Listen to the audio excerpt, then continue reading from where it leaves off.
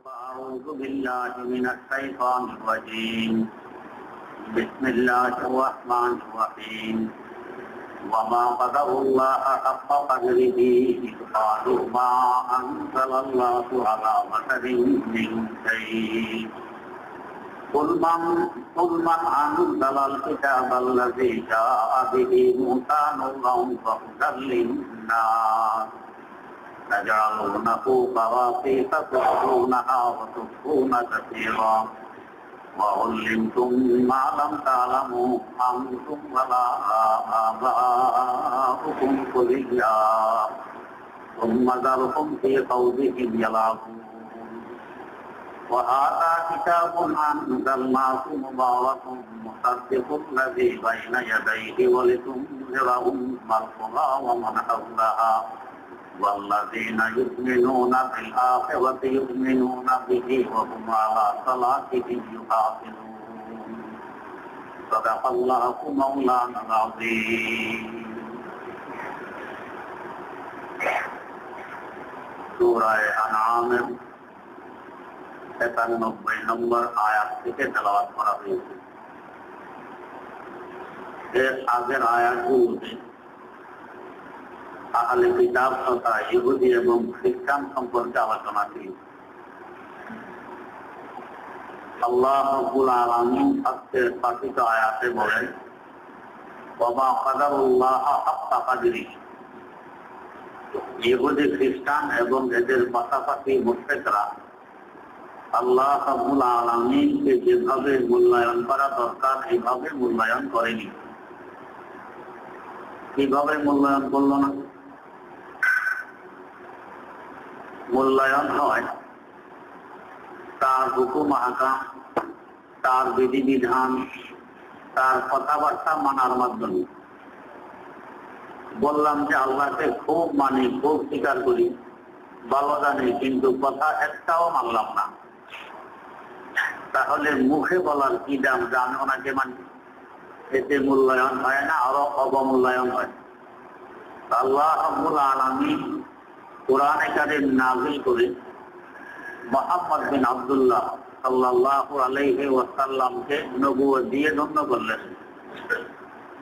কিন্তু তার নবুয়ত মানবে না ইহুদি খ্রিস্টানেরা, আরবের মুশরিকরা। এদিকে বলে আল্লাহকে মানি। আল্লাহ রাব্বুল আলামিনের বানানো নবীকে যদি না মানা হয়, আল্লাহকেও মানা হয় না। এই হিসাবে তার অবমূল্যায়ন হয়। আল্লাহ পাক বলেন ওয়া মা কাদারুল্লাহ হাক্কা কাদরিহি। আল্লাহ রাব্বুল আলামিনকে যেভাবে কদর করা দরকার ছিল, মূল্যায়ন করা দরকার ছিল, এভাবে মূল্যায়ন ইহুদি খ্রিস্টান এবং মুশরিকরা করেনি। মা আনজালাল্লাহু আলা বাশারিন মিন শাই। এরা বলে যে আল্লাহ কোন মানুষের উপরে পর্যন্ত কোনো কিছু নাযিল করেননি। তুমি তো মানুষ, মানুষের ঘরে জন্ম নিয়েছ, তোমার থেকে আবার মানুষ জন্ম নেয়। মানুষ যেভাবে খায় তুমিও খাও, মানুষ যেভাবে পান করে তুমিও করো, মানুষ যেভাবে বিয়ে শাদী করে তুমিও করো, মানুষ বাজারে যায় তুমিও যাও, মানুষ পায়খানা পেশাব করে তুমিও করো, তুমি একজন মানুষ। আল্লাহ মানুষের উপরে পর্যন্ত কিছুই নাযিল করেননি। আল্লাহ রাব্বুল আলামিন হযরত রাসূল আকরাম সাল্লাল্লাহু আলাইহি ওয়াসাল্লামকে সম্বোধন করে বলছেন, কুল, ও নবী আপনি এদেরকে বলে দিন, জানাই দিন, মান আনজালাল কিতাবাল্লাযী জাআ বিহি মূসা। তোমাদেরই তো নবী মূসা, বনী ইসরাঈলের নবী। ও ইহুদি খ্রিস্টানেরা, তোমাদেরই তো নবী মূসা। মূসা তো একজন মানুষ ছিলেন, উনিও মানুষের ঘরে জন্ম নিয়েছেন, ওনার থেকেও মানুষ জন্ম নিয়েছেন। উনিও খাওয়া দাওয়া করেন, পান করেন, পায়খানা পেশাব করেন, বাজারে যান, বিয়ে শাদী করেন। ওনার উপরে যে তাওরাত নাযিল করেছিল, কে নাযিল করেনি? তাহলে মানুষের উপর কোনো কিছু নাযিল করেননি। তোমাদের একথা পূর্ব তোমাদের নবীর উপরেই তো নাযিল করেছেন। নূরাম ওয়া হুদাল লিন-নাস, এই কথাটি এত পরিষ্কার, যেরকম নূর পরিষ্কার, আলো যেরকম পরিষ্কার, এরকম পরিষ্কার। এই কথাটি মানুষের হেদায়েতের জন্য স্পষ্ট কথা। এত মোটা কথা যদি তোমাদের বুঝে না আসে তো তুমি আর বুঝে আসো। তাজআলুনাহু কারাতীসা তুবদুনাহা ওয়া তুখফুনা কাসীরা। তোমাদের তো স্বভাব আমাদের কোরআন শরীফ যেরকম দিলবন্দি করা, একসাথে বাধাই করা এবং পৃষ্ঠা নম্বর লাগানো। মধ্যখানে যদি এক পৃষ্ঠা না থাকে, পৃষ্ঠার নম্বর দেখে বুঝতে পারবো এক পৃষ্ঠা নেই। যদিও আমি হাফেজ নই, তারপরেও বুঝতে পারবো এক পৃষ্ঠা নাই, যেহেতু পৃষ্ঠা নম্বর মিলে না। মধ্যখানে এক পৃষ্ঠা বাদ দিলে বোঝা যাবে এখানে এক পৃষ্ঠা বাদ দেওয়া হয়েছে। তাওরাত এরা এরকম জোটবন্দি করেনি, একসাথে বাধাই করে রাখতো না, ভিন্ন ভিন্ন পৃষ্ঠা হিসাবে রাখতো। কেন? এর মধ্যে এটা একটা দুর্বিষম দেখি ষড়যন্ত্র। সেটা কি?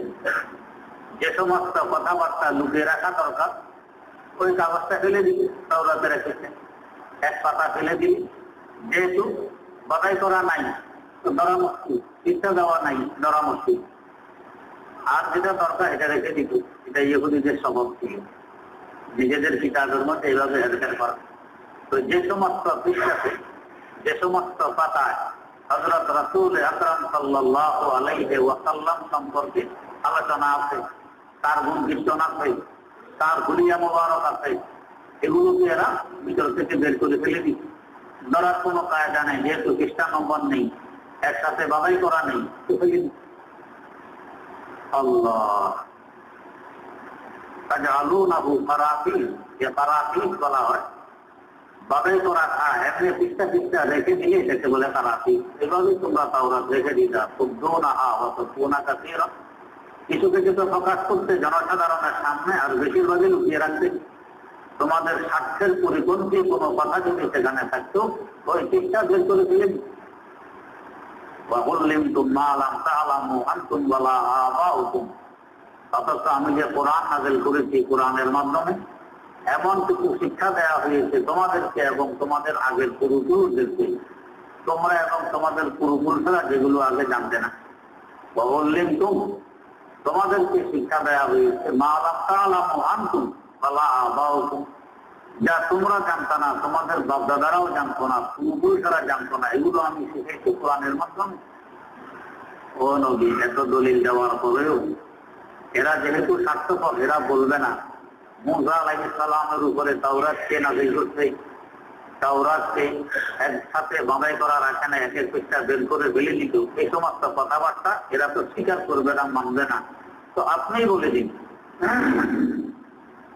আল্লাহ, আপনি বলে দিন যে মুসা আলাইহিস সালামের উপরও তাওরাত নাযিল করতেন আল্লাহ, যেরকম আমার উপরে কোরআন নাযিল করতেন আল্লাহ, মুসা আলাইহিস সালামের উপরও তাওরাত নাযিল করতেন আল্লাহ।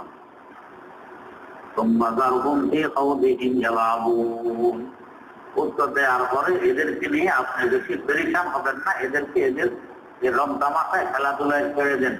এক সময় আসবে তো আমার কাছে, তখন দেখা যাবে কি অবস্থা হয় না। ইহুদি খ্রিস্টানদের এই স্বভাব, স্বার্থের কথা যদি আসে তো ঠিক আছে প্রকাশ করবে, আর ওদের স্বার্থের ব্যাঘাত ঘটে এমন কথা কখনো তারা প্রকাশ করবে না, লুকিয়ে রাখবে। আগের যুগেও তাদের অভ্যাস ছিল, এখনো তাদের এই অভ্যাস আছে। হাকিমুল উম্মত মুজাদ্দিদুল মিল্লাত শাহ আলী থানভী রাহমাতুল্লাহ আলাইহি উল্লেখ করতেন আলেফার মধ্যে,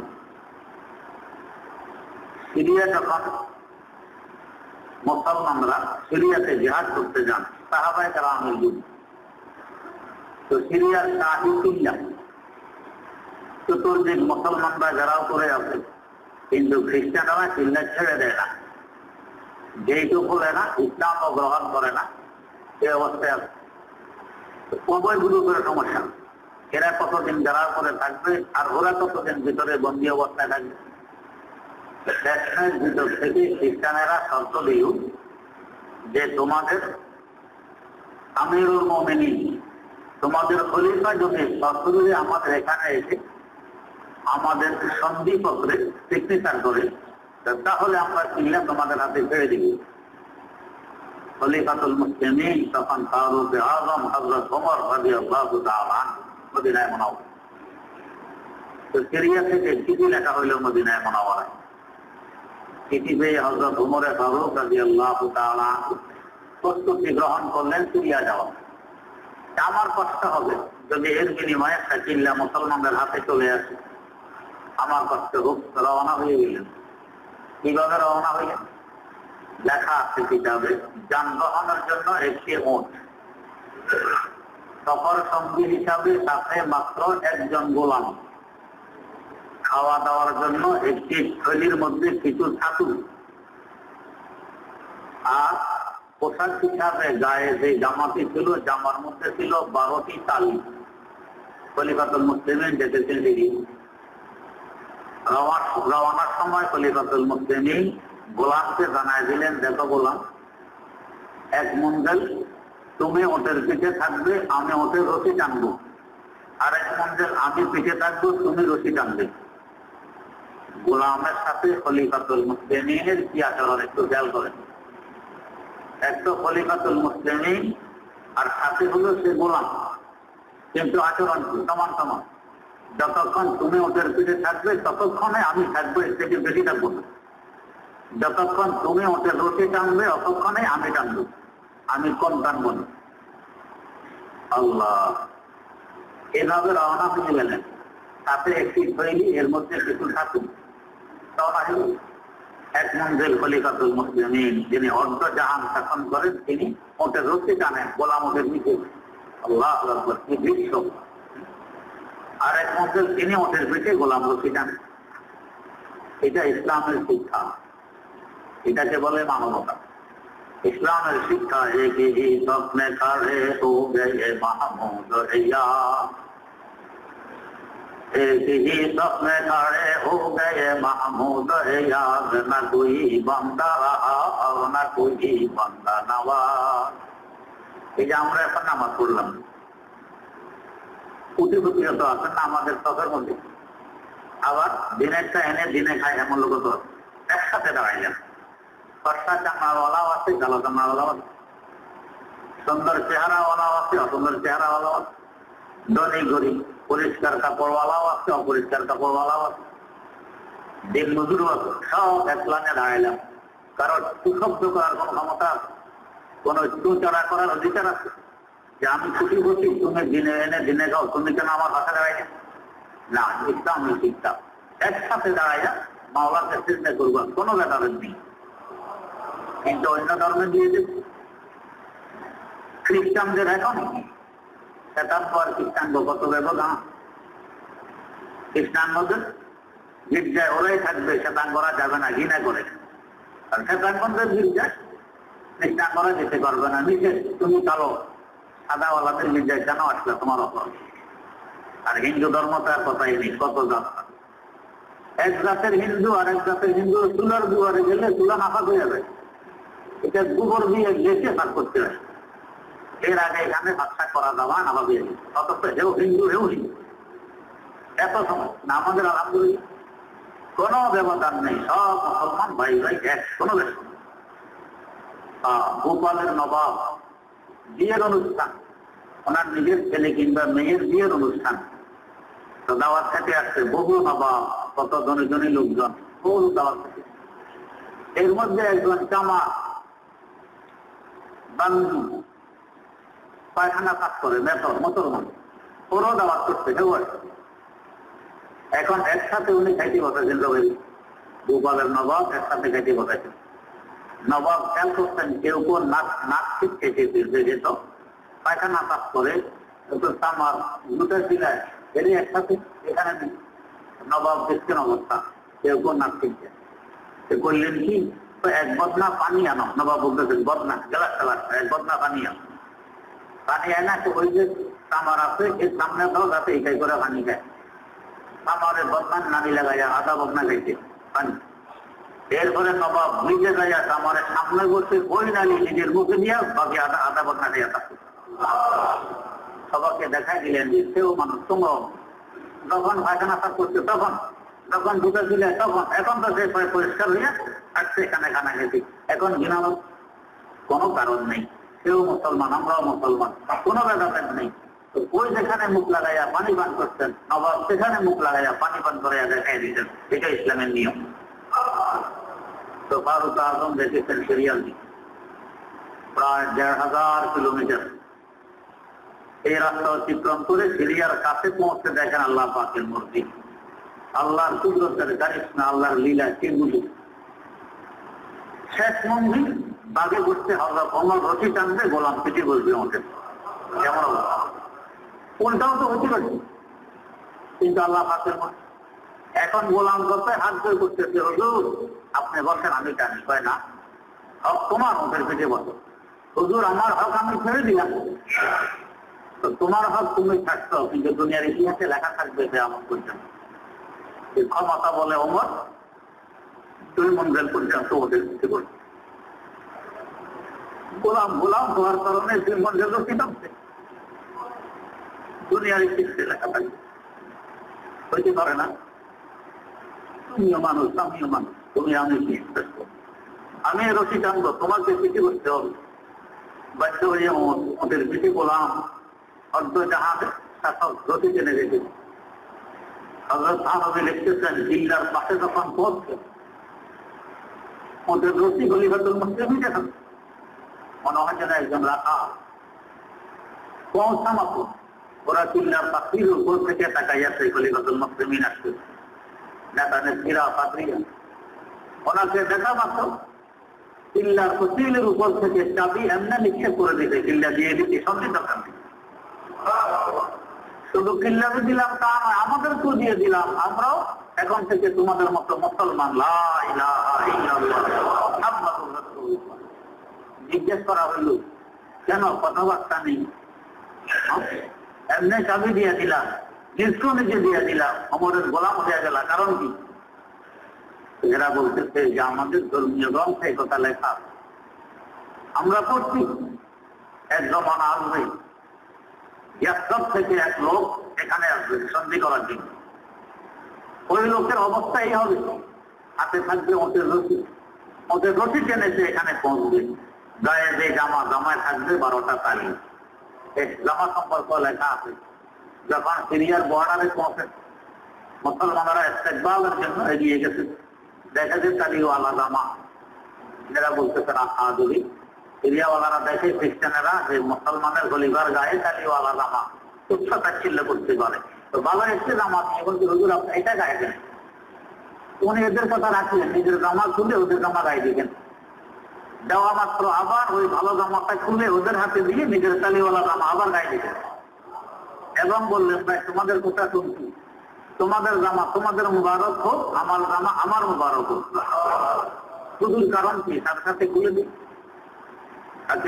লিখতেছেন আমার এই তালিওয়ালা জামায় আমি যে আনোয়ার ও বারাকাত, যে নূর উপলব্ধি করতেছিলাম, ওইটা তোমাদের ভালো জামায় ছিল না। তো তালিয়ে কি আছে আর ভাই, আমার নূরের দরকার, আমার বারাকাতের দরকার, ওইটা এই তালিওয়ালা জামা মধ্যে এই অবস্থায় পৌঁছলেন। খ্রিস্টান পাদ্রীরা বলতেছে আমাদের ধর্মীয় গ্রন্থে লেখা আছে ওতে রশি তার হাতে থাকবে, তালিওয়ালা জামা তার গায়ে থাকবে। ওই লোক এখানে আসতে কারো বাপের ক্ষমতা নেই যে চিল্লা রাখতে পারে, তার হাতে চলে যাবে। আল্লাহ পাক কুদরতি ভাবে তাকে এই শক্তি দান করবে। এবং একথাও লেখা আছে ওই লোকটি যে ধর্মের অনুসারী হবে, ওই ধর্ম হক এবং সত্য হবে। সব চিহ্ন আলামত গুলো এই লোকের মধ্যে আমরা দেখতে পাচ্ছি। এই জন্য আমরা চিল্লা তাকে দিয়ে দিচ্ছি। যুদ্ধ করলে তার থেকে চিল্লা কখনো রক্ষা করা যাবে না।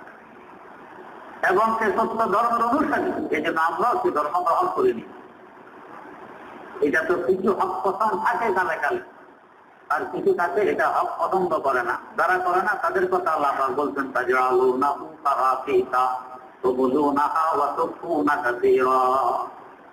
ভিন্ন ভিন্ন পাতায় রেখে দিয়েছে তাওরা। সরকার যেটা ওইটা প্রকাশ করে, যেটা স্বার্থের বিরুদ্ধে ওইটা প্রকাশ করে না, বের করে ফেলে দেয়।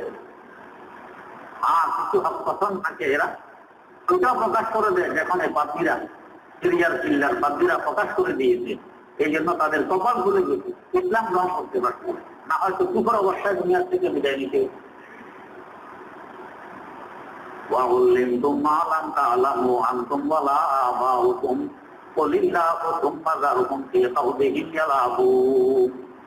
এদেরকে এদের অবস্থায় ছেড়ে দেন।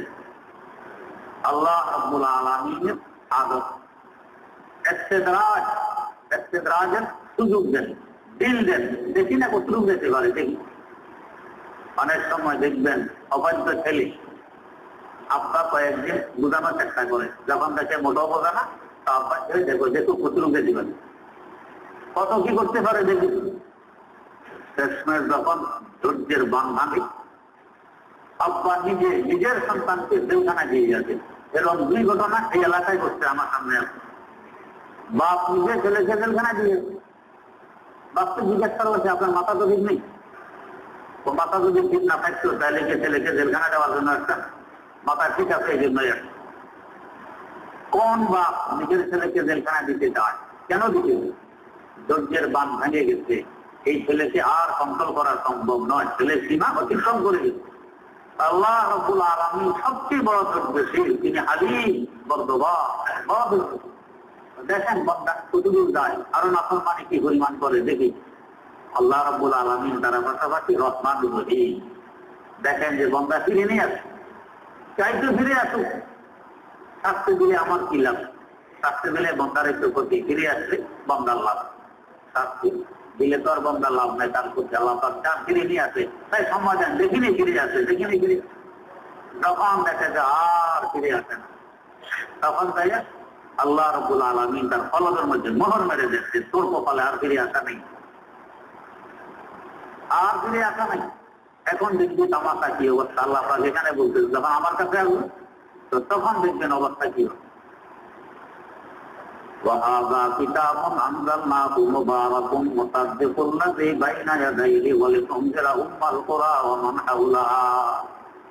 এই কিতাব কোরআনে কারীম যা আমি অবতীর্ণ করেছি বড় বরকতময়, মুবারাকুন, তা বরকতের গোড়াও। বরকত ছাড়া কখনো কেউ শান্তি পায় না, আর বরকতের গোড়াও কোরআনে কারীম।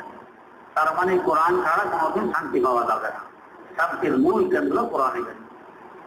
মুসাদ্দিকুল্লাযী বাইনা ইয়াদাইহি, এর আগে যে সমস্ত কিতাব আমি অবতীর্ণ করেছিলাম যেটা তাহলে কিতাবের সামনে আছে, এগুলোকে কোরআন সত্যায়ন করে। তাওরাত হক, ইনজিল হক, এগুলো সব সহি কিতাব ছিল এক সময়, আল্লাহ পাকের পক্ষ থেকে আসছে।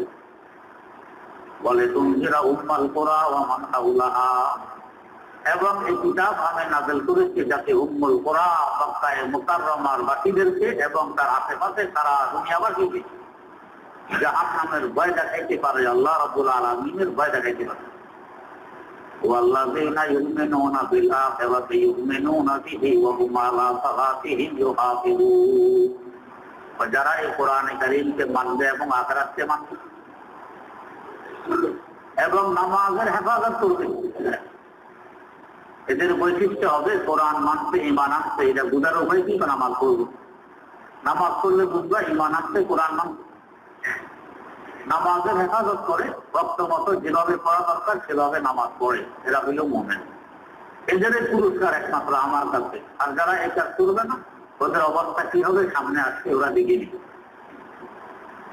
এই আয়াতে একটি কথা বুঝার আছে, তুনজিরা উম্মাল কুরা, উম্মুন মানে মা, কুরা এটা কারিয়াতুনের মূলবচন।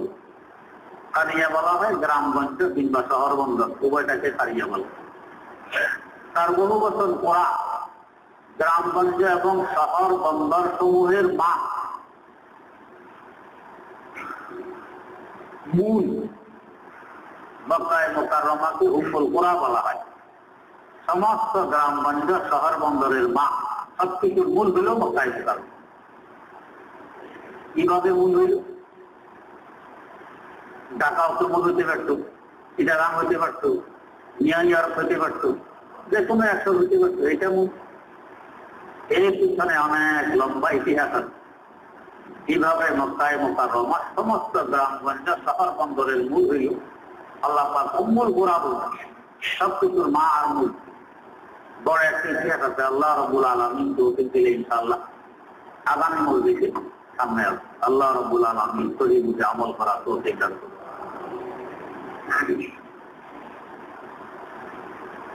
প্রশ্ন, একজন ব্যক্তি আল্লাহর ইবাদত করে, সাথে সাথে পাপ কাজও করে, অন্য একজন ব্যক্তি আল্লাহর ইবাদত করে না এবং অন্য কোনো পাপ কাজও করে না, এই দুই ব্যক্তির মধ্যে কে উত্তম? যে পাপ কাজ করে না সে উত্তম। তবে ইবাদত করে না মানে যদি ফরজ ইবাদত গুলো ছেড়ে দেয়, এটা অনেক বড় পাপ। নামাজ পড়ে না, রোজা রাখে না, তাইলে একে উত্তম বলা যাবে না। ইবাদত করে না মানে ফরজ ওয়াজিব সুন্নতে মুআক্কাদা করে, এরপরে নফল জিকির আজকার ইত্যাদি করে না, এই ব্যক্তি কিন্তু গুনাহ করে না, আর যে ব্যক্তি নফল বিরাস্তার সুদ করে, গুনাহ করে, সুদ খায়, গুছু খায়, এই দুজনের মধ্যে যে ইবাদত করে না কিন্তু সুদ ঘুষ খায় না সে উত্তম, যে সুদ ঘুষ খায় তার তুলনায়। প্রশ্ন, আল্লাহর সবচেয়ে নিকটে পৌঁছা সর্বোত্তম আমল কি? তেলাওয়াতে কোরআন। প্রশ্ন, আমার মন চায় এই জগতের সকল কাজকর্ম ও সংসার পরিত্যাগ করে সর্বক্ষণ আল্লাহর ধ্যানে তন্ময় হয়ে থাকতে, কিন্তু আমার সামর্থ্য নেই। সামর্থ্য থাকলেও এভাবে থাকা উচিত নয়। ঘর সংসার সবকিছু করার পাশাপাশি আল্লাহ রাব্বুল আলামিনকে পাওয়ার চেষ্টা করা, এটাকে বলা হয় কামাল আর পূর্ণতা। প্রশ্ন, মনের এই চাওয়ার মধ্যে কি শয়তানের কোনো কুমন্ত্রণা আছে? যেহেতু দুনিয়া চাই, ইসলাম পছন্দ করে না, যাকে বৈরাগ্যপনা বলে, এটা খ্রিস্টানদের আর হিন্দুদের মধ্যে আছে, ইসলামের মধ্যে বৈরাগ্যপনা নেই, এই জন্য এটা শয়তানের কুমন্ত্রণা আছে। প্রশ্ন, কেউ যদি সব কাজ ও ঘর সংসার ত্যাগ করে সর্বক্ষণ আল্লাহর জ্ঞানে তন্ময় থাকে, তবে গীতা শরীয়তের দৃষ্টিতে বৈধ হবে? যেটা বৈধ হবে না। প্রশ্ন, কোন ব্যক্তি যদি অসুখের যন্ত্রণায় বা দুঃখের যন্ত্রণা হইতে না পেরে আল্লাহর কাছে মৃত্যু কামনা করে, তবে কি তার পাপ হবে? মারাত্মকতম পাপ হবে। তার মানে তার এই দুঃখ কষ্ট অসুখ আল্লাহ পাকের পক্ষ থেকে আসছে, সেইটাতে রাজি নেই যে আল্লাহ তুমি আমাকে দুঃখ কষ্ট কেন দিলে, আমি রাজি নেই, এর থেকে আমাকে নিয়ে যাও, এটাই বলো। আল্লাহ পাকের সিদ্ধান্তের উপরে সে নারাজ, এই জন্য এটা বড় গুনাহের কাজ। প্রশ্ন, একজনের কাছে একজন কিছু টাকা আমানত রেখেছিল, কিন্তু সে যে টাকার অঙ্ক বলেছে তার থেকে কিছু টাকা বেশি ছিল। আমানত রাখাকারী তাকে গোপন করে টাকাটা খেয়ে ফেলেছিল। পরে যে জানতে পারলো এটা খেলে গুনাহ হবে, তাই অন্য পন্থায় টাকাটা দিয়েছিল। আমার প্রশ্ন, এখন কি তার ঋণ পরিশোধ হয়েছে? যে কোনো পন্থায় হোক, তার কাছে টাকাটা পৌঁছে গেলেই ঋণ পরিশোধ হয়ে গেছে। প্রশ্ন, মোবাইল ফোন স্ত্রীকে তালাক দিলে তালাক বৈধ হবে কিনা বা তালাক কার্যকর হবে কিনা? বৈধ হবে, কার্যকর হবে। প্রশ্ন, সূরা ফাতিহার শেষ আয়াতের 3 আলিফ যে পরিমাণ টানা হয়, এই সূরার অন্য 3 আলিফ এত টানা হয় না কেন? চেষ্টা তো 3 আলিফ না, চেষ্টা 4 আলিফ। চেষ্টা হইল না দলিন, এই দলিনের দল এটা 4 আলিফ, আর লিনের লিন এটা হলো 3 আলিফ। এটার অন্য 3 আলিফ সমান টানতে হবে, আর এটা টানতে হবে 4 আলিফ। মধ্যে লাগান কলমি মুতাক্কাল 4 আলিফ টানতে হয়। প্রশ্ন, গত জুমায় বলেছিলেন বডি স্প্রে ব্যবহার করা যাবে, কিন্তু এগুলোতে তো অ্যালকোহল থাকে। যে অ্যালকোহল থাকে, বর্তমানে সব অ্যালকোহল নাপাক নয়। অ্যালকোহল ওইটাই নাপাক হয় যেটা আঙ্গুরের রস দিয়ে বানানো হয়। এখন আঙ্গুরের রস দিয়ে বানানো হয় না। 1 কেজি আঙ্গুরের দাম বর্তমান বাজারে কত? ভালো আঙ্গুর হইলে 150-200 টাকা। তো 200 টাকা কেজি আঙ্গুর থেকে রস বের করে অ্যালকোহল বানাইবেন, কত দাম পড়বে? অ্যালকোহলের এত দাম বাজারে নেই, এই জন্য এখন এগুলো দিয়ে অ্যালকোহল বানানো হয় না। অ্যালকোহলের এখন চাষ হয়, চাষ। এক জাতীয় পোকা পানিতে বসবাস করে, ওই পোকা থেকে রস বের করে অ্যালকোহল বানানো হয়। আর যত পানীয় প্রাণী আছে এগুলো সব মারা গেলেও পাপ থাকে, এই জন্য অ্যালকোহল নাপাক হয় না। প্রশ্ন, শিক্ষকতার ক্ষেত্রে আপনি বলেছিলেন ছাত্রীদের দিকে না তাকাইয়ে ক্লাস নিতে, সেটি কিভাবে সম্ভব? বালিকা বিদ্যালয়ের ক্ষেত্রে, বালিকা বিদ্যালয়ে চাকরি করা যায় যদি একজন যদি কখনো চাকরি এসে পড়ে, তখন চক্ষু নিচে দিকে রাখবেন। বালিকা বিদ্যালয়ে পুরুষের জন্য চাকরি করা হারাম। প্রশ্ন, 4th শ্রেণীর ব্যক্তিদের সালাম না দেওয়ার কথা ও শরীয়তে 24 শ্রেণীর ব্যক্তিদের সালাম না দেওয়ার কথা শরীয়তে আছে, তাদের সালাম দিলে কোনো গুনাহ হবে কিনা বা ক্রুহে তাহারিমের গুনাহ হবে? প্রশ্ন, আমি অর্থনৈতিকভাবে দীর্ঘদিন যাবৎ সমস্যায় আছি এবং ঋণগ্রস্ত আছে, আমার জন্য দোয়া করবেন। আল্লাহ আপনাকে সহ সকলকে ঋণ থেকে মুক্তি দান করুন। প্রশ্ন, আমাদের বাড়িতে বিদ্যুৎ নেই, এখন আমি যদি একটি সৌর বিদ্যুৎ কিস্তির মাধ্যমে বাড়িতে আনি, তাহলে এটা কতটুকু বৈধ হবে? যে সম্পূর্ণ বৈধ হবে, কিস্তিতে যেটা কিনা বৈধ। প্রশ্ন, তাহাজ্জুদ নামাজ পড়ে সালামের পরে সেই জায়গায় কোনো প্রকার মোনাজাত করা যাবে কি? যে সেই জায়গায় মুরাদ করা যাবে। প্রশ্ন, আমি ভান্ডারি মুরিদ হয়েছিলাম, এখন অন্য কোনো ভালো পীর সাহেবের কাছে মুরিদ হলে গুনাহ হবে কি? অনেক সওয়াব হবে, গুনাহ নয়, অনেক সওয়াব হবে। ভান্ডারি বন্ধ পীর, এদের কাছে মুরিদ হওয়া যায় না, এখানে শিরিক হয়। প্রশ্ন, চিল্লা দেওয়া সুন্নত না ফরজ?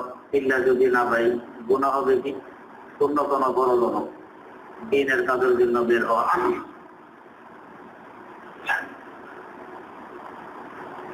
প্রশ্ন, গেছে সপ্তাহে আপনি বলেছেন কোরআনের উপর চোখের পানি ফেললে বেয়াদবি হবে। বেয়াদবি হবে কোন কারণে বুঝিয়ে দেন।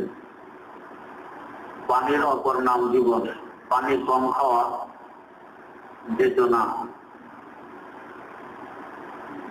পরে কথাটা বুঝে আসে না। চোখের পানি কোরআন করে ফেললে বেয়াদবি কেন হয়? কতদিন না বোঝেন তো প্রশ্ন দিতে নেই বা কেন? চোখের পানি কেন? এমনি পানি যদি কোরআন করে ফেলান এটাও বেয়াদবি হবে। এমনি ভালো পানিও যদি কোরআন শরীফে ফেলেন এতে কোরআন শরীফ নষ্ট হবে কি হবে না? নষ্ট হবে। তো চোখের পানি পড়লে লবণাক্ত পানি কাগজ নষ্ট হবে না? বেয়াদবি কেন হবে না? প্রশ্ন, চতুর্থ রাকাতে সূরা ফাতিহার সাথে ভুলে অন্য সূরা পড়েছি, ফরজ নামাজে কি করণীয়? কোনো করণীয় নেই, এমনি নামাজ হয়ে যাবে। প্রশ্ন, জিকিরের সময় তাফসীর হিসাব করে পাঠ করলে কোনো অসুবিধা আছে কি? বিনা অসুবিধা নেই। প্রশ্ন, নামাজে তেলাওয়াত অবস্থায় সূরাটি ভুলে গেলে কি করব এবং অন্য সূরা পড়লে সেজদা লাগবে কি? বিনা লাগবে না। প্রশ্ন, সাধারণ মানুষকে বলতে দেখেছি যে তারা এক ব্যক্তির দিকে ইশারা করে বলে উনি দিনের বড়, আরেকজনকে বলতে উনি দুনিয়ার বড়, আরেকজন কাজের বড়। হুজুর, কে দিনের বড় কে কাজের বড়? এটা আপনার নিজে বুঝে নেবেন, এটা শরীয়তের কোনো কথা নয়। প্রশ্ন, সরকারকে ট্যাক্স না দেয়া শরীয়ত সমর্থন করে কি? বিনা করে না। প্রশ্ন, মোবাইলের মেমোরিতে কোরআন তেলাওয়াত এবং ডিজিটাল কোরআন থাকলে সেগুলো বন্ধ করার পর মোবাইলকে প্যান্টের পকেটে রাখা যাবে কি এবং মোবাইল সহ টয়লেটে দেওয়া যাবে কি? যে পকেটও রাখা যাবে, টয়লেটও দেওয়া যাবে। প্রশ্ন, উক্ত মোবাইলে ডিজিটাল কোরআন পড়ার সময় কি উযু করা বাঞ্ছনীয়? উযু করলে ভালো। প্রশ্ন, নজরের হেফাজত প্রায় কঠিন হয়ে দাঁড়ায়, সেই জন্য শরীয়তের বিশেষ কোনো আমল আছে কি? নজরের হেফাজত না করলে কি গুনাহ হয়? এই গুনাহগুলো বেশি বেশি স্মরণ করবেন এবং মনে করবেন যে আমার বড় তো যদি এখন আমার সামনে থাকতো তাহলে কি আমি এইভাবে নজর ওই মহিলার দিকে দিতাম? তো বড় বড় আল্লাহ রাব্বুল আলামিন তো আমার সামনে আছেন, উনি সামনে থাকা অবস্থায় কিভাবে আমি নজরটা ওইভাবে দিই? এদিকে খুব খেয়াল করবেন। আর নজর বন্ধ করা তো কত সহজ। আল্লাহ রাব্বুল আলামিন দুইটি কপাট লাগাই দিয়েছেন চোখের মধ্যে, একটু ইশারা দিলে বন্ধ হয়ে যাবে। চোখের নিচের পাতা উপরে পাতা ইশারা দিলে বন্ধ হয়। যখন দেখতেছেন নজর দেখতেছে খারাপ দিকে, সাথে সাথে বন্ধ করে ফেলবেন। বড় সহজ। প্রশ্ন, সবসময় টুপি পরা কি দাড়ির মতোই ওয়াজিব? টুপি না পড়লে গুনাহ হবে কি? টুপি পরা ওয়াজিব না, টুপি পরা সুন্নাত, তবে সবসময় মাথা রাখা ভালো। প্রশ্ন, কোন কামেল পীরের মুরিদ হওয়া শরীয়তের পরিভাষা কোন স্তরের বা এর আবশ্যকতা কেমন? কখনো ফরজ হয়, কখনো ওয়াজিব হয়, কখনো সুন্নতে মুআক্কাদা, কখনো সুন্নতে জায়েজা। প্রশ্ন, মৃত্যুবার্ষিকী বা জন্মদিন পালন করা কি জায়েজ? মোটেও জায়েজ নেই, এটা গুনাহের কাজ, মাকরুহে তাহরিমের গুনাহ হবে। প্রশ্ন, পিতা মাতা যদি সন্তানের দায়ের টুপিও তাবলীগ করা অপছন্দ করে তাহলে সন্তানের করণীয় কি? সন্তান দিনের কাজই করবে, পিতা মাতার কথা এখানে শুনবে না। প্রশ্ন, দাওয়াত ও তাবলীগের কাজকে অনেক সময় ফরজে আইন বলা হয়, কথাটা কি সঠিক? কখনো ফরজে আইন হয়, কখনো ফরজে কিফায়া হয়, কখনো সুন্নাত হয়। প্রশ্ন, খাস পর্দা কাকে বলে? পর্দা খাতার আম নাই, পর্দা তো পর্দাই।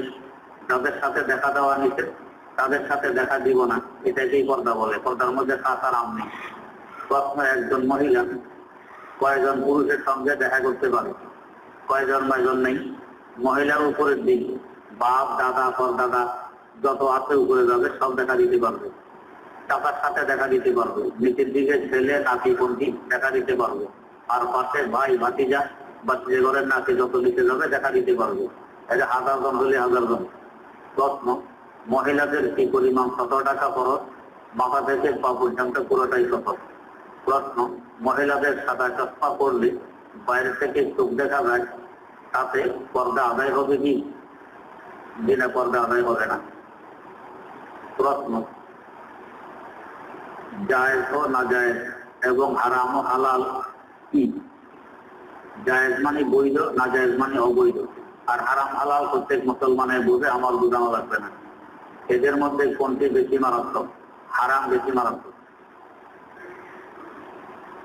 প্রশ্ন, আমাদের দেশে কত বছর হয়েছে ইসলাম প্রচার শুরু হয়েছে? 12-13 বছর থেকে। প্রশ্ন, আমাদের দেশে তখন কোন ধর্ম চালু ছিল? হিন্দু ধর্ম ছিল। আমাদের পূর্বপুরুষ কোন ধর্মের লোক ছিলেন? এই খোঁজের দরকার নেই। আমি কোন ধর্মের আছি এটা চিন্তা করা দরকার। প্রশ্ন, আমরা শুনেছি বন্ধা নারীকে বিয়ে করা যায় নি। বিয়ের পূর্বে আমরা অথবা নারী পরকারের লোকেরা বুঝায় কিভাবে সে বন্ধা? যেটা আপনার এই শোনা সঠিক নয়। বন্ধা নারীকেও বিয়ে করা যায় না। প্রশ্ন, খ্রিস্টানদের দেয়া স্কুলে মুসলমান ছেলে মেয়েরা পড়াশোনা করা কি জায়েজ আছে? এবং তাদের সাথে বন্ধু পাতানো কি ঠিক হবে? তাদের টাকা কি খাওয়া যাবে? খ্রিস্টানদের স্কুল কলেজ বা শিক্ষা প্রতিষ্ঠানে মুসলমানদের ছেলেদের পড়া হারাম, জায়েজ নেই, কবিরা গুনাহ হবে। প্রশ্ন, চোখের হেফাজত যদি করা হয় তাহলে কাদেরকে দেখা এবং কথা বলা যাবে আর কাদেরকে দেখা যাবে না? প্রশ্নের জবাব আগে হয়ে গেছে। প্রশ্ন, ফজরের আযান দেওয়ার 30-40 মিনিট আগে ফজরের সালাত ভুলবশত আদায় করেছি, ওই সময় কি সালাত আদায় হয়? আযান নিয়ে কোনো কথা নেই। ফজরের ওয়াক্ত হয়ে গেলে নামাজ হবে, ওয়াক্ত না হলে হবে না। প্রশ্ন, ওযু করার সময় কথা বলা বা ওযুর পানির ছিটে শরীরে লাগলে সে ওযু নষ্ট হয়ে যাবে কি? যেটা ওযু নষ্ট হবে না। প্রশ্ন, ফাযায়েলে আমালে বিভিন্ন কিতাবের মধ্যে কোরআনের আয়াত দেওয়া আছে, ওযু ছাড়া কি ধরা পাওয়া যাবে? কিতাব ধরা যাবে, তবে আয়াত যেখানে লেখা আছে ওই জায়গা ধরা যাবে না। প্রশ্ন, লোকমুখে শোনা যায় সুদঘুষ যারা খায় তাদের নেকামল কবুল হয় না। এই শোনা যাওয়া ঠিক নয়। বাকি সুদঘুষ খাওয়া হারাম। প্রশ্ন, ওয়াক্তের নামাজ মসজিদে অধিক লোকজনের জায়গা না হওয়ার কারণে বাহিরে দাঁড়িয়ে রইল, জামাতের পরে কি নতুন জামাত করা যাবে? না করা যাবে না। উযু করে আসতে আসতে নামাজ শেষ হয়ে গেলে তখন নামাজ কিভাবে শেষ করবে? একাই জিজ্ঞেস করবে। প্রশ্ন, আপনার কাছে একটা মাস একটা মাসালা জানাতে চাই। আমার আব্বা দীর্ঘদিন অসুস্থ ছিল, কিন্তু 3 মাস যাবৎ নামাজ কিছু করতে পারছে, কিছু পারে না। আর 11 দিনের মধ্যে কোনো কিছু খেতেও পারে না, বসতেও পারেনি, এমনকি মানুষকে সঠিকভাবে চিনতে পারেনি। 11 দিন শুধু পানি ও ফলের রস সামান্য খেতে পারছে। এই লোকের নামাজে কি হবে? যাক, মাসালা হইল নামাজ ফরজ হওয়ার জন্য 2 শর্ত। একটা হইল হুঁশ ঠিক থাকা। হুঁশ নেই, বাকি সব ঠিক আছে, নামাজ ফরজ থাকবেন। আর একটা হইল ইশারা দিয়ে পড়ার শক্তি থাকা। হুঁশ সব ঠিক আছে, কিন্তু ইশারা দিয়ে পড়ার শক্তি নেই, তাহলে নামাজ ফরজ নেই। আর হুঁশও নেই, ইশারা দিয়ে পড়ারও শক্তি নেই, তাহলেও নামাজ ফরজ নেই। তো ফরজ হতে হলে হুঁশ থাকতে হবে, ইশারা দিয়ে পড়ার শক্তি থাকতে হবে। আর ইশারা মানে চোখের ইশারা নয়। আপনি পিছন দিয়া বালিশ বা কিছু দিয়ে হেলান দিয়ে বলবেন যতটুকু আপনাকে সোজা করা যায়। এরপরে একটু ঘাড় ঢোকায় মাথা সামনের দিকে ঢোকাইতে পারেন, এটা হলো ইশারা। এই পরিমাণ শক্তি যদি না থাকে তো নামাজ ফরজ থাকে না। আপনার আব্বার সাথে এবারে ঠিক করবেন, তারপরে মাত্রা নিজেই বুঝবেন। প্রশ্ন, নামাজের সূরা ফাতিহা পড়ার পর অনিচ্ছাকৃতভাবে অথবা কোন সূরা পড়বে তার ঠিক করতে যদি 120 পরিমাণ সময় বেশি চুপটাকা হয়, তবে কি সৌসেজা দেওয়া লাগবে? জি, সৌসেজা দেওয়া লাগবে। প্রশ্ন, কোন কোন ধরনের অভিযোগ করা শাকায়েতের অন্তর্ভুক্ত হবে? দয়া করে উদাহরণ দিয়ে বুঝিয়ে দিন। যে কোনো অভিযোগে শাকায়েতের অন্তর্ভুক্ত। প্রশ্ন, বেতের নামাজে দোয়ায় কুনুত ছাড়া অন্য কিছু বিকল্প করা যাবে? যদি দোয়ায় কুনুত না করে তাহলে কি করবে? দোয়ায় কুনুত না পারলে দোয়ায় কুনুত মুখস্থ করবে। প্রশ্ন, হযরত আনাস ইবনে মালিক রাদিয়াল্লাহু আনহু হতে বর্ণিত আছে, রাসূল সাল্লাল্লাহু আলাইহি ওয়াসাল্লাম বলেছেন, আযান এবং ইকামতের মাঝখানের সময় যে দোয়া করা হয় তা ফিরাইয়া দেওয়া হয় না। তাই দুনিয়া ও আখিরাতে নিরাপদ অবস্থার জন্য কামনা করো তিনি। প্রশ্ন, হুজুর অনেকে বলে হাত উঠিয়ে দোয়া ঠিক নয়, তাদের বক্তব্যটা আপনি বলুন। উপরোক্ত হাদিসের মতে আরো 2টা হাদিস আছে, দলিল স্বরূপ পেয়েছি ইনশাআল্লাহ। হুজুর দেওয়ানবাগের এক মুরিদ আমাকে বলে সূরায়ে কাউসার ও সূরায়ে লাহাব পড়বেন না। আমি বললাম কেন ভাই?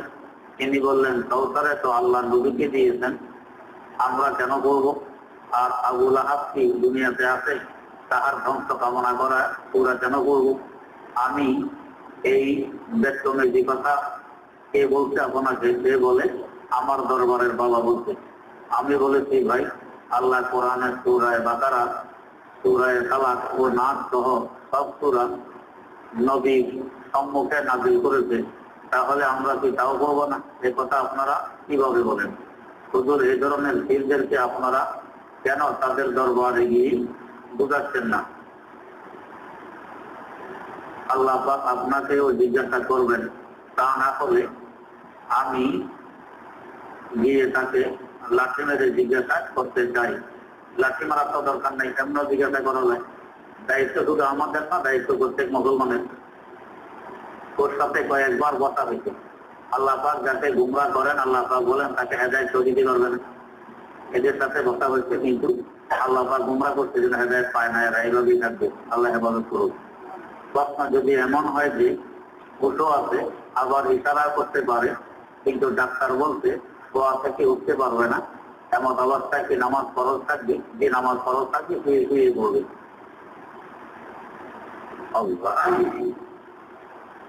ভাই, যারা এসএসসি পরীক্ষা দিয়ে অবসর হয়েছেন, আগামী রবিবার থেকে তাদের কোরআন শিক্ষার কোর্স চালু হবে ইনশাআল্লাহ। বাদ দেখা সেখানে কোরআন শিক্ষার কোর্স চালু হবে। আপনারা দেশের থেকে বেশি ভর্তি হওয়ার চেষ্টা করবেন। আর এমন যারা সময় পান, এসএসসি পরীক্ষা দেয়নি কিন্তু সময় আছে, তারাও এখানে ভর্তি হয়ে কোরআন শিক্ষার কোর্সে ভর্তি হন, ইনশাআল্লাহ বড় উপকার হবে। প্রশ্ন, গান বাজনা শুনে তার প্রশংসা করা পুকুরে সামিল হবে কি? যে পুকুরে সামিল হবে। প্রশ্ন, ইসলামে আন্দোলন করা কি ফরজ? কি ফরজ? প্রশ্ন, কোন কাফের যদি মুসলমানকে সালাম দেয় তবে কি তার জবাব দিবে? শুধু ওয়ালাইকুম বলে জবাব দিবে, বাকিটা বলবেন। প্রশ্ন, শুনেছি মহল্লা থেকে একজন ডাক্তারি পড়া ফরজে কিফায়া, কথা থেকে সত্য? মহল্লা না, যে পরিমাণ দূরত্বে তার কাছে গিয়ে চিকিৎসা নিয়ে সকালে রওনা করে চিকিৎসা নিয়ে বিকেলে বাড়ি ফিরতে পারেন। বাকি ফরজে কিফায়া বলা কঠিন, কারণ চিকিৎসা করা ফরজ ওয়াজিব নয়। প্রশ্ন, কোন ব্যক্তির উপর গোসল ফরজ হয়েছে, এমত অবস্থায় সে ফরজ গোসল করতে গিয়ে যদি গড়গড়া করে ফুলি এবং নাকে পানি দিতে ভুলে গিয়ে গোসল করে ফেলে তবে তার করণীয় কি? সে এখন গড়গড়া করে নাকে পানি দিলে এতেই তার গোসল হয়ে যাবে। আলহামদুলিল্লাহ রাব্বিল আলামিন, والصلاة والسلام على أشرف الأنبياء والمرسلين وعلى آله وأصحابه أجمعين. ربنا آتنا في الدنيا حسنة وفي الآخرة حسنة وقنا عذاب النار. ربنا ظلمنا أنفسنا وإن لم تغفر لنا وترحمنا لنكونن من الخاسرين. رب ارحمهما كما ربياني صغيرا. اللهم اكفني بحلالك عن حرامك واغنني بفضلك عمن سواك. اللهم أعنا على ذكرك وشكرك وحسن عبادتك وعلى تلاوة كلامك آناء الليل وأطراف النهار. واجعله لنا إماما ونورا وحجة يا رب العالمين. أي الله, দয়া মায়া করে আমাদের সকলের জিন্দেগির সব গুনাহগুলো ক্ষমা করে দেন। ভবিষ্যতে আমাদেরকে গুনাহ খাতা এবং অন্যায় অপরাধ থেকে হেফাজত করুন। আল্লাহ আর্থিক দুর্বলতা দূর করে দেন। আমরা সকলে আপনার মুহতাজ এবং মুসাফির, আমাদের কাউকে অন্য কারোর মুহতাজ এবং মুসাফির বানাবেন না। আয় আল্লাহ, আমাদের কি কি প্রয়োজন আছে আপনার তো অজানা কিছু নেই। আপনার জানা অনুযায়ী সকল প্রয়োজনগুলোকে পূরণ করে দেন। আয় আল্লাহ, মনের সমস্ত জায়েজ আশা আকাঙ্ক্ষাগুলোকে পূরণ করে দেন। জীবনের সমস্ত ন্যায় দোয়াগুলোকে কবুল করে নেন। সুবহানা রাব্বিকা রাব্বিল ইজ্জাতি আম্মা ইয়াসিফুন ওয়া সালামুন আলাল মুরসালিন ওয়ালহামদুলিল্লাহি রাব্বিল আলামিন।